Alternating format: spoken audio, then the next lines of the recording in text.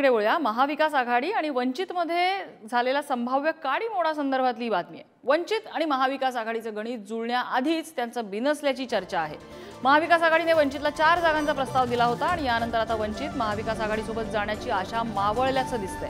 महाविकास आघाडीची आज बैठक झाली। या बैठकीचं निमंत्रणही वंचितला देण्यात आलेलं नव्हतं। दुसरीकडे अकोल्यात वंचितच्या जागेवर काँग्रेसकडून अभय पाटील मैदानात उतरल्याची माहिती आहे आणि त्यामुळे आता महाविकास आघाडी आणि वंचित एकत्र न येता वेगळी चूल मांडणार अशी शक्यता दाट झालेली आहे।